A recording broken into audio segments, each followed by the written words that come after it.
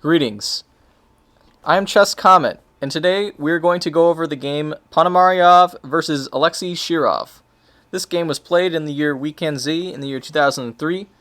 The reason I picked this game is because it involves the Botvinnik variation of the semi-Slav defense, as well as the involving of some very interesting play. This is my first YouTube video, so bear with me. So, Ponomariov had the white pieces, and he started with the move d4. Shirov responded to move d5. Shirov played many openings, and he was very famous with the semi-Slav. Ponomariov responded with the move c4, and then Shirov played his signature Slav. Ponomariov went knight to f3. Shirov responded knight to f6. Ponomariov responded knight to c3, and Shirov created the semi-Slav with the move e6. Now, white has many options here. He can go for maybe a Catalan defense with g3. He can go with a quiet variation of e3. Or he can go for the aggressive lines of bishop to g5, which is played in the game. Shirov, one of black's options here is he can go solid with bishop to e7, he can play knight to bd7, but in this position it's pretty hard for white to hold on to the pawn often. So Shirov takes on c4 with d takes on c4. And then white pushed out with e4, gaining the center, trying to get the pawn back immediately, and black responded with b5, hanging on to the pawn. White pushed with e5 for the reason of possibly winning the piece if black doesn't know what he's doing, but black is perfectly fine in this position, and he can counterattack the bishop with h6. Ponomariov responded with bishop to h4, and Shirov responded with g5, counterattacking the bishop. And white has the standard knight takes on g5, black can take back with a h-pawn, and white can recapture the bishop pawn, retaining decent counter chances and not losing a piece because the knight is pinned. So Shirov responded with knight to bd7, and then Ponomariov responded with the g3. This is the classical line of this game. Often, g3, and then Shirov responded with bishop to b7, taking advantage of this open diagonal and weakened light squares. Another possibility Shirov had was rook to g8, and there is some complicated play as follows. He can retreat the bishop to h4, but I think you can play h4, he can take knight d5, and this game is very unclear. I believe if you were to analyze this with an engine, this would be approximately equal.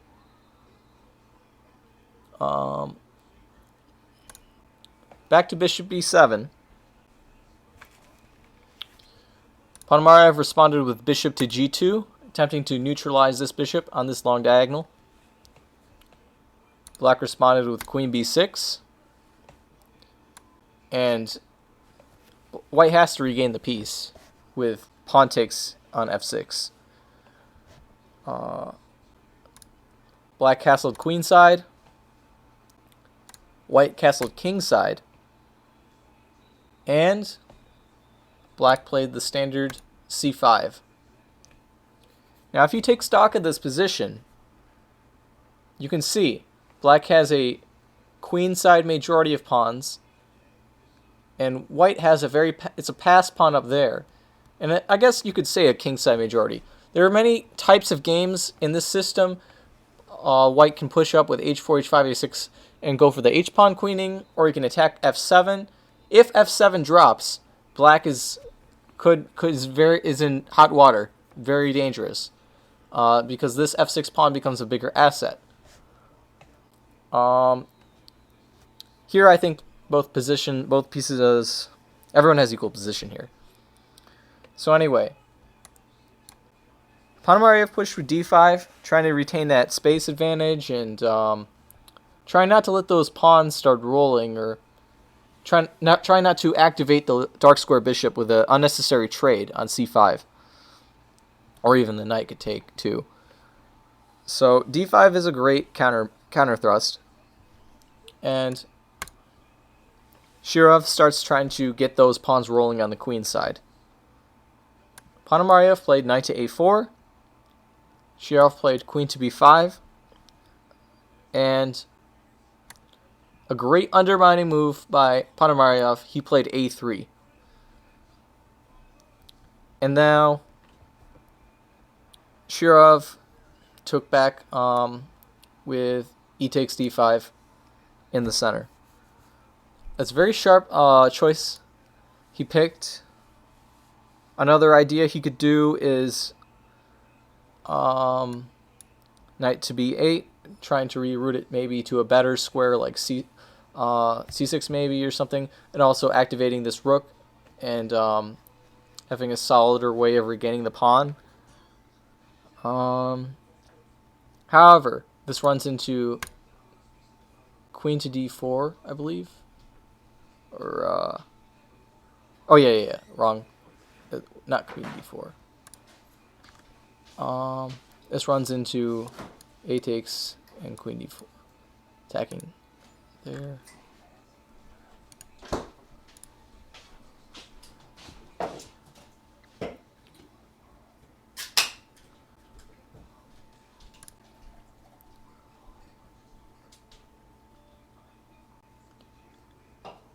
Alright, so in this variation, play could continue knight to c6 using the pin. So here white can sacrifice his queen and gain some minor pieces for a great attack and very complicated play for both sides. Anyway, back to the game. So Shirov played e takes on d5, and now Ponomariov played a takes on b4. Shirov responded with c takes on b4. And then Ponomariov retreated with bishop to e3. And now black played knight to c5. Very double-edged, but it seems he's trying to get these pawns activated and neutralize the attackers on the queen side, which white has. So white responded with queen to g4 check, and Shirov responded with rook to d7. I'm sure many of you have seen this position many times, and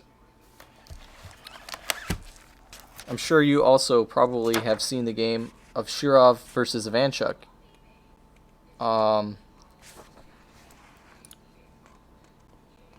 Well, Ponomariov played the same move as Ivanchuk, queen to g7.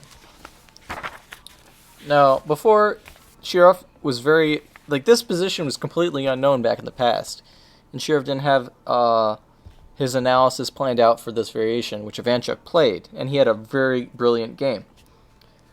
But in this game, Shirov was more prepared for this sacrifice, and so he follows up with the bishop takes on g7, f takes on g7, and rook to g8, which blockades the pawn. And now, a better treatment to this position could be knight taking on c5, after which bishop takes on c5, bishop takes on c5, queen takes on c5 could follow. White could play rook to e1, black could play king to c7, and white can start rolling with these pawns starting with h4.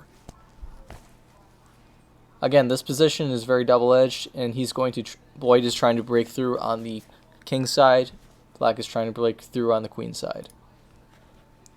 Returning to the game, after rook to g8, now white takes on c5. And that is one of the benefits of removing that dark square bishop. You can start making some infiltration onto the queen side, as well as progress with your own plans on the king side. But this time, Shirov found a better move, an improvement from his game with Ivanchuk. Against Ivanchuk, okay, well, his improvement was taking here immediately, rook taking on g7. But against Ivanchuk, Shirov followed with d4, Ivanchuk taking on b7, rook taking on b7, knight taking on b7, and Shirov trying to create something with queen to b6 and being okay. But there are many tactics, and Ivanchuk played bishop takes on d4, queen takes on d4, rook f to d1, and the victory is pretty brilliant.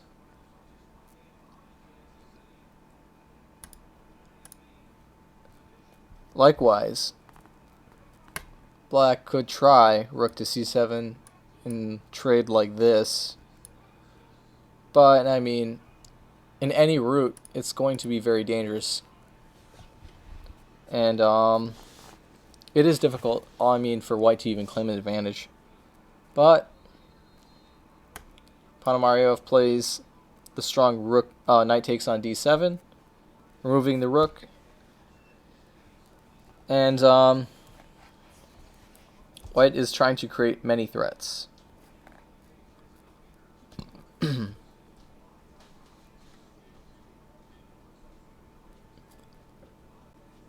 Another interesting idea could be bishop to h3, but Black can defend with f5, bishop takes on f5, and rook gf7. Bishop retreating to g4, rook to g7. Basically trying to start creating some exchanges up here. And after bishop takes on d7, rook takes on d7, knight takes on d7. Black doesn't have to respond with taking on d7, but he can create more complications with d4, threatening queen to c6, getting onto that light square diagonal, and Black would definitely have a clear advantage here.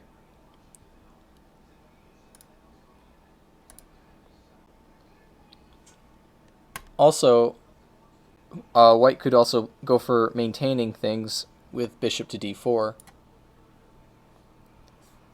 But Black should be okay, I mean, with the same f5, knight takes on d7, rook takes on d7.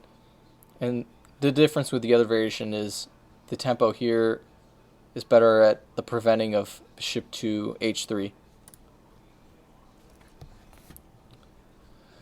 So in the game, back to the game, Shirov played queen takes on d7, and Ponomariov played rook takes on a7.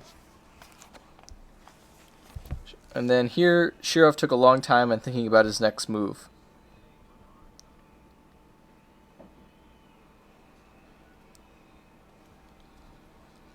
It seems white has great coordination in this position.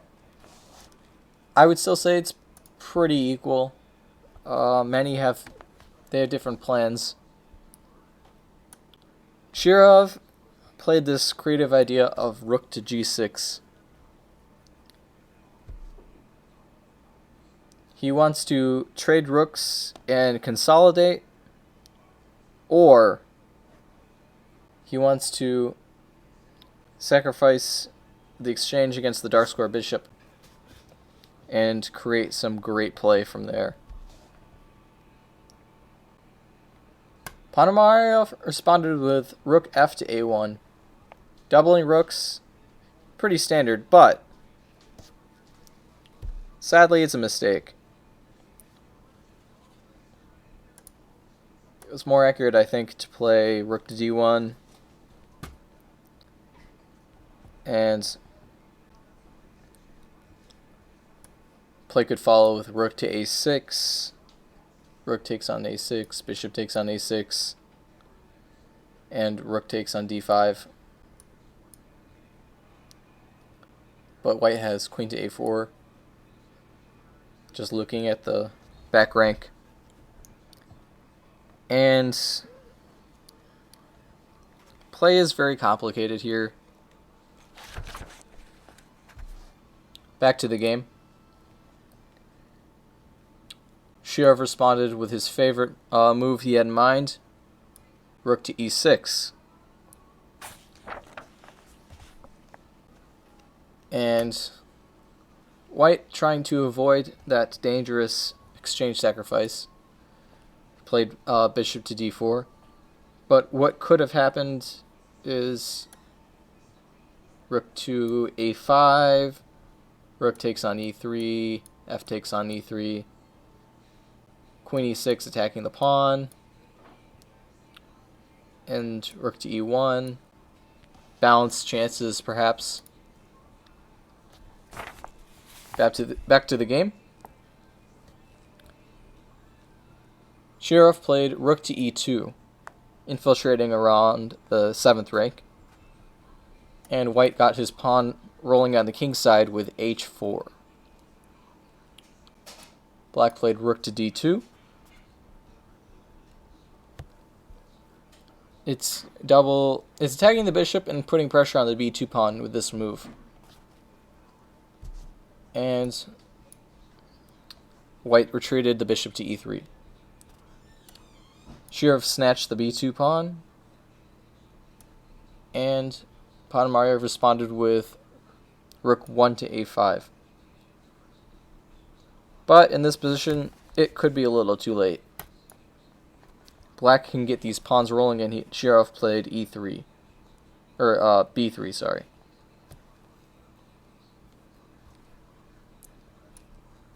Rook c5 check was played by Ponomariov.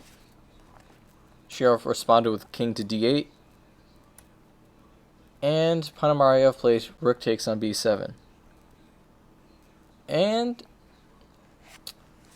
though this is very dangerous looking, Shirov played queen takes on b7.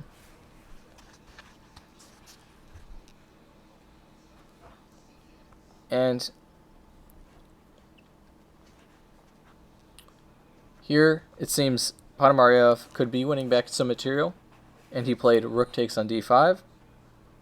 But Shirov had this all figured out and played queen takes on d5, sacrificing this queen and guaranteeing a queening on the queen side. Shirov played rook b1 check, king g2, b2. This b pawn's unstoppable. White played bishop to e4. Shirov played rook to d1. White played bishop g5 check, king to e8,